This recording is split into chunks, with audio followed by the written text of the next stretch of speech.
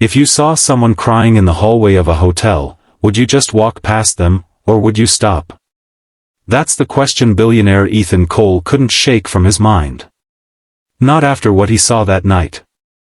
The hotel was silent, wrapped in the kind of stillness that only came after midnight.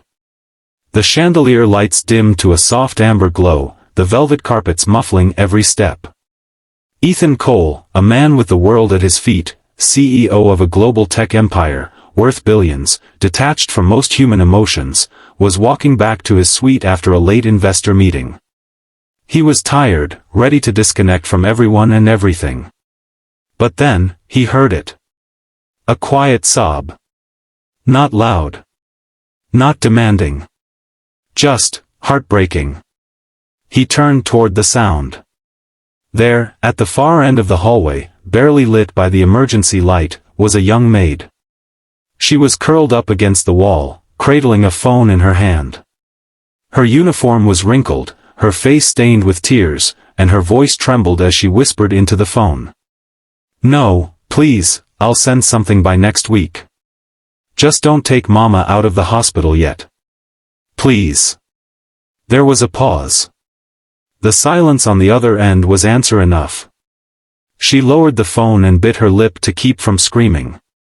Ethan froze.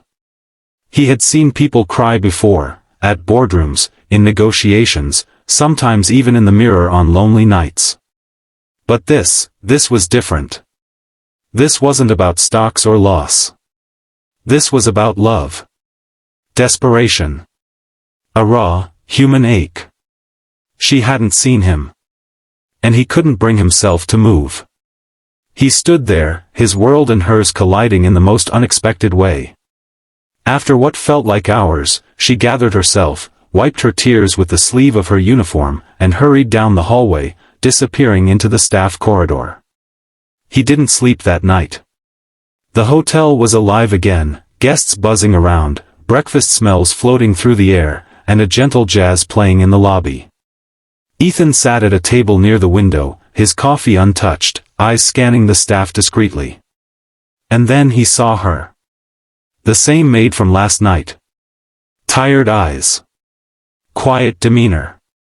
She smiled politely at guests, bowed slightly when she passed by, and continued her duties like the world hadn't collapsed around her just a few hours ago.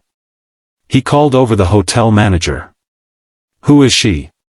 he asked, nodding discreetly in her direction. The manager hesitated, confused. "You mean, Clara? She's one of our new hires. Keeps to herself. Very punctual. Lives in the low-income housing block nearby." "Why, sir?" Ethan didn't answer. Instead, he stood up and walked over to the front desk. Clara Mendoza was 22. Her mother had worked as a seamstress until the illness struck, ovarian cancer. With no insurance and mounting hospital bills, Clara had dropped out of community college and taken the first job she could find. Housekeeping at the Regal Crown Hotel. Every day she cleaned rooms, smiled at strangers, scrubbed stains, and went home to a single room where the lights flickered and the air was thick with mildew. She sent every spare dollar to her mother's treatment. But last night, she had failed. Her paycheck had been delayed due to some technical issue, and the hospital had threatened to release her mother unless payment was made. Clara had begged. Pleaded. But the world had no mercy. That afternoon, Clara was called to the manager's office. She walked in hesitantly, her mind racing with fear. "Is something wrong, sir?" she asked the manager. Before he could answer, the door opened behind her. Ethan walked in. She froze. She had only seen him from afar, the man in the penthouse suite, the guest every staff member whispered about. "I saw you last night," he said gently. Clara's heart sank. I'm sorry, sir. I didn't mean." "You have nothing to apologize for," he interrupted. Then he handed her a card. A handwritten note. "Go to this hospital. Everything has been paid for. Your mother will receive the best treatment."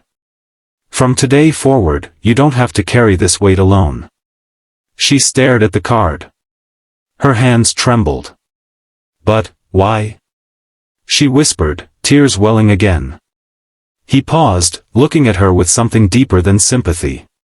Because I've had everything and still felt empty. But watching you fight for your mother with nothing, that moved something in me. You reminded me what real strength looks like. Clara broke down. For the first time in a long time, the tears weren't from fear, they were from relief. Clara's life changed in ways she never imagined. Her mother was transferred to a top hospital. Treatment began immediately, and her condition stabilized. Ethan didn't just pay for the treatment, he hired Clara as a full-time administrative assistant at one of his local offices, insisting she work part-time and return to college in the evenings. He even set up a scholarship fund in her name, for girls from low-income families pursuing healthcare studies. But more than anything, he gave her dignity. He never asked for gratitude. He never made her feel small. Clara stood at a podium in a community center, speaking to a group of young women. Ethan sat quietly in the back row, arms folded, smiling faintly. I used to believe no one saw me, she said. That no one cared if I cried in a hallway. But someone did. And that changed everything. So now, I watch too. I look for the quiet ones, the tired ones, the ones trying to hold their world together with bare hands. She looked toward Ethan, eyes soft. Because kindness doesn't just save lives. Sometimes, it gives them back. The audience erupted in applause. Back in the hotel hallway that started it all. Ethan occasionally walked past that same corridor. And every time, he remembered that night. The broken voice on the phone. The silent sobs.